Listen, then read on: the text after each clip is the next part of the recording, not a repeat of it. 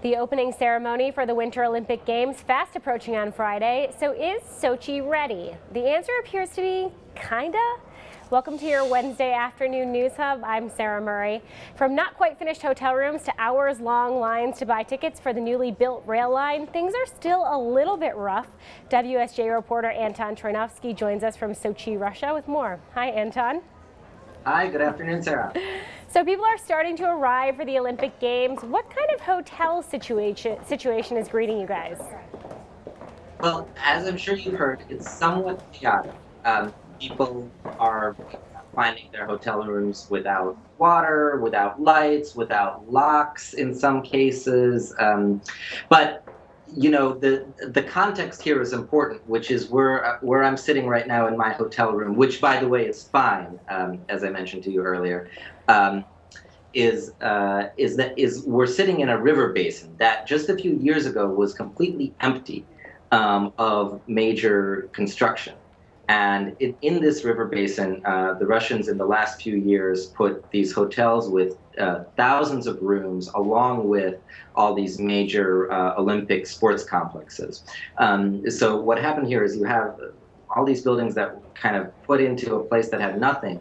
And obviously there are some pretty significant kinks that are being worked out now as people arrive. And one of the things that you were doing today is checking out this newly built rail line and what it was like to try to buy tickets. And you actually talked to Russians who were pretty embarrassed by how things were going. What did they have to say? Yeah, so among the many things they built here was this new rail line between the airport, the city, and the mountains. And in the train station in downtown Sochi is where people who ordered tickets to go to the Olympics, like to go to hockey games or to the figure skating events, one of the places where they go to physically pick up those tickets is in the train station. And the line there tonight was hours long. These were mostly Russians who had come from across Russia, from Siberia, from the north, to go to the Olympics here. They stood patiently in line, but after several hours, they got frustrated. And it was interesting because some of them were expressing the same frustration with poor organization here that we've heard so much now in the last few days from journalists arriving at their hotels. And it's significant because these games are Russia's perhaps biggest moment on the world stage in the last 2 decades.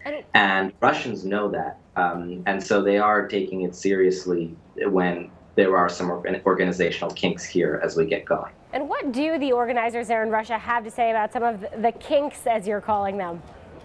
Yeah, I mean, again, the big picture is they built you know, these skating complexes, ski courses, etc., that the International Olympic Committee says are good to go. So these, on the grand scale of things, these issues with the hotel rooms are quite minor.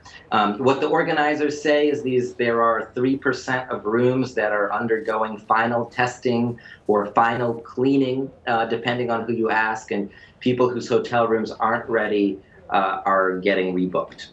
And of course, this is supposed to be now the most expensive Olympic Games in history. There's an estimate that it'll cost about $50 billion. Where's all that money going?